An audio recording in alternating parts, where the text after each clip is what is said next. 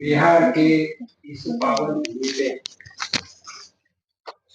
मैं दूसरी बार आया हूं और लोकसभा का चुनाव पूरे देश में चल रहा है। 6 चरण का पूरे हो आज जा रहा है, 6वां चरण चल रहा है और 7वां चरण लोकसभा का 1 तारीख को होने वाला है। तो इस पत्रकार परिषद को संबोधित करते हुए मैं आपको बताना चाहता हूं, माननीय प्रधानमंत्री मोदी जी के नेतृत्व में 2014 से लेकर 2024 तक, यानी पिछले 10 साल में भारत देश का विकास, भारत देश का सम्मान बढ़ाने के लिए बहुत सारी चीज हो चुके हैं। अगर हम इसी को अलग अलग इसमें डिवाइड करें तो मैं बताना चाहता हूं, असंभव चीज जो थी, जिसके बारे में हमें सालों से इंतजार था, वो चीज हम सफल कर सके। उसमें अगर हम चीज को इनसे देखें तो 370 कलम हटाया गया और हमारा कश्मीर में जो लोग रहते थे उनके लिए सभी को न्याय मिल रहा है। 370 कलम हट गया है। दूसरी अगर चीज महत्वपूर्ण हम देखें, 500 सालों की हमारी मांग थी, आराध्य दैवत राम का मंदिर अयोध्या में बने। सुप्रीम कोर्ट के निर्णय अनुसार इस मंदिर का भूमि पूजन हुआ और 22 जनवरी को प्राण प्रतिष्ठा भी हो गई। तीसरी महत्वपूर्ण चीज, अगर इस डिसीजन जो हो चुके हैं, नारी शक्ति वंदन बिल, जो हमारे देश में महिलाओं का सम्मान बढ़ना चाहिए, महिलाओं को पार्लियामेंट में और लेजिस्लेटिव असेंबली में रिजर्वेशन आना चाहिए, होना चाहिए। ये बिल बार बार पार्लियामेंट में आया लेकिन वो मंजूर नहीं हुआ था, लेकिन प्रधानमंत्री जी के नेतृत्व में वो बिल भी मंजूर हो गया। चौथी जो चीज थी, ट्रिपल तलाक। हमारे भारत देश में सभी रहने वाले को न्याय मिलना चाहिए। मुस्लिम समाज की महिलाओं के ऊपर जो अन्याय होता था ट्रिपल तलाक के माध्यम से, वो ट्रिपल तलाक भी पार्लियामेंट में मंजूर हो गया। ऐसी बड़े असंभव चीज को संभव कर दिया। दूसरा चीज, भारतीय जनता पार्टी का एक प्रिंसिपल है और प्रिंसिपल है अंत्योदय, यानी गरीब से गरीब आदमी को मदद कैसा मिले, गरीब का पूरा जिंदगी में प्रकाश कैसा हो जाए, गरीब के बच्चों को एजुकेशन कैसा मिले, उसी को हेल्थ यानी आरोग्य में सुविधा कैसा मिले। तो ये सब चीज करते हुए माननीय प्रधानमंत्री जी के पीरियड में 10 साल में बहुत सारे निर्णय ले लिए। मैं आपको फिगर के साथ बताना चाहता हूं। जैसी भारत देश को स्वतंत्र होकर 77 साल हो गए, लेकिन 2014 में अगर हम देखें तो बहुत सारे लोगों को बैंक में अकाउंट भी नहीं थे। अगर कोई सर्वसाधारण व्यक्ति बैंक में गया अकाउंट ओपन करना है तो उसको रिकमेंडेशन लेना पड़ता था, कुछ पैसा भी डिपॉजिट करना पड़ता था। लेकिन जनधन योजना के माध्यम से माननीय प्रधानमंत्री जी के नेतृत्व में फाइनेंस मिनिस्ट्री के अध्यक्ष से बैंक मोहल्ले में गए, बैंक ग्रामीण क्षेत्र में गए, बैंक के मैनेजर गए और हर एक का अकाउंट 18 साल से जिसका उम्र ज्यादा है उसी का अकाउंट खोला। और मैं ये क्षेत्र में काम करता हूँ, देखता हूँ, मैं आपके सामने बताना चाहता हूँ 54 करोड़ लोगों के जनधन अकाउंट आज बैंक में। ये जीरो बैलेंस अकाउंट है, उसमें 5 रुपए की जरूरत नहीं, लेकिन इसी में इस अकाउंट में भी अगर हम देखें तो 2.5 लाख करोड़ से भी ज्यादा राशि इस अकाउंट में है। उतना ही नहीं, तो मैं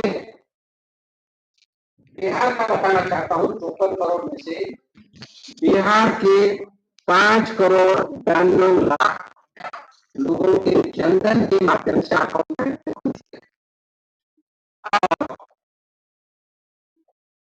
अगर राशि का पैसा देश की बात किया, बिहार के लोगों की अगर राशि के हम देखें तो 22,16 करोड़ राशि बैंक में जमा है जो जनधन अकाउंट में। दूसरा मैं बताना चाहता हूँ, जैसा मैं आंदोलन की बात कर रहा हूँ, योजना के माध्यम से भारत में अगर हम देखें तो 4 करोड़ लोगों को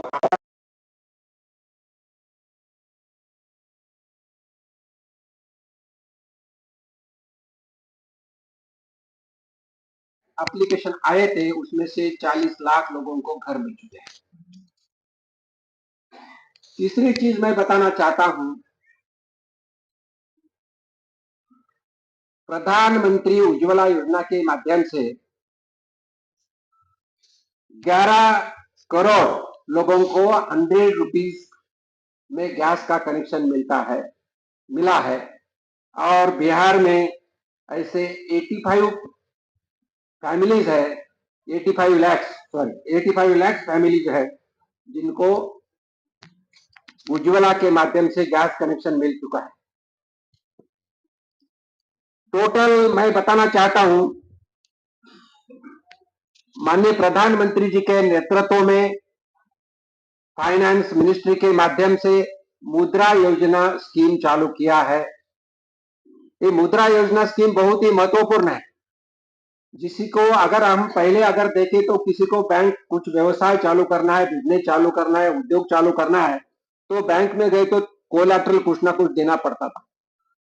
लेकिन मुद्रा योजना के माध्यम से अभी तक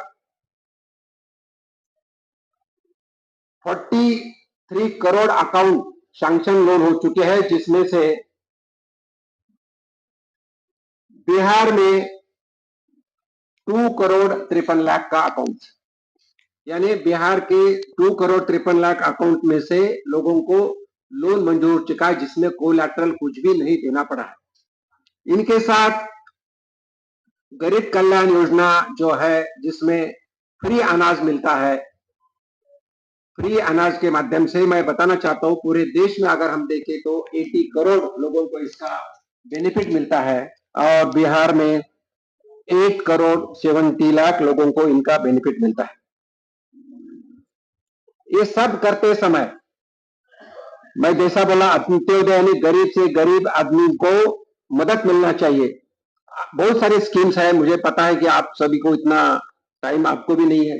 जैसे प्रधानमंत्री स्वनिधि योजना है, जो हमारे कॉलोनी में सब्जी लेकर आता है, हमारे कॉलोनी में फ्रूट की गाड़ी लेकर आता है, जो रास्ते पे बैठने वाले कोई हमारे व्यवसायिक छोटे बंधु हो, उनको अगर व्यवसाय करना है तो साहूकार के पास जाके पैसे लेते हैं, 10% से पैसे लेते थे। लेकिन मुद्रा के वक्त यानी कोविड के वक्त एक स्वनिधि स्कीम जो गरीब से गरीब आदमी को चालू किया, इनके लिए चालू किया प्रधानमंत्री स्वनिधि। और इस प्रधानमंत्री स्वनिधि योजना के माध्यम से 10,000, 20,000, 50,000 राशि एप्लीकेशन देने के बाद बैंक में 7 दिन से मिलती है। और अभी तक अगर हम फिगर इसमें देखें, टोटल 85 लाख पूरे देश में मिले हैं, जिसमें से बिहार में 1,66,000 लोगों को इसका फायदा मिल चुका है। तो इन सभी चीजों के कारण नीति आयोग के माध्यम से सर्वेक्षण हो चुका है और सर्वेक्षण के हिसाब से 25 करोड़ लोग पॉवर्टी लाइन से ऊपर आ चुके हैं। और स्कीम जो भारतीय जनता पार्टी का अभी संकल्प जो डिक्लेयर किया है, इसके माध्यम से इस स्कीम को 10 लाख से अभी 20 लाख रुपए देने का भी वादा किया है। अल्टीमेटली हमें माननीय प्रधानमंत्री जी ने जो बताया है, जो संकल्प किया है, हमें भारत देश को एक विकसित राष्ट्र बनाना है और ये विकसित राष्ट्र बनाने के लिए हम सभी को मिलके जो हर क्षेत्र में काम करना है, जिसमें नारी शक्ति हो, हमारे किसान भाई हो, हमारे युवा शक्ति हो और कोई धर्म का हो, सभी को मदद करके भारत देश का विकास कैसा हो, इसीलिए काम करना है। और बहुत सारे चीज मैं बताना सकता हूं, लेकिन अभी समझो इंफ्रास्ट्रक्चर में क्या काम हो चुके हैं, जिससे नेशनल हाईवे हो, रेलवे हो, एयरपोर्ट हो, एजुकेशन क्षेत्र हो, उद्योग क्षेत्र हो, तो हर एक क्षेत्र में माननीय प्रधानमंत्री जी के नेतृत्व में काम हो रहा है। तो अभी एक चुनाव का माहौल है, भारत देश का तस्वीर और तकदीर पिछले 10 साल में प्रधानमंत्री जी के नेतृत्व में बदल जा रहा है। भारत देश एक विकसित राष्ट्र बन जा रहा है। भारत देश का सम्मान अंतर्राष्ट्रीय लेवल पे बढ़ रहा है और इसीलिए मैं आपके माध्यम से बताना चाहता हूं कि एनडीए का जो संकल्प है, अब की बार 400 पार, तो आपके माध्यम से और दूसरा जो रिक्वेस्ट करना चाहता हूँ कि वोटिंग भी ज्यादा से ज्यादा होना चाहिए।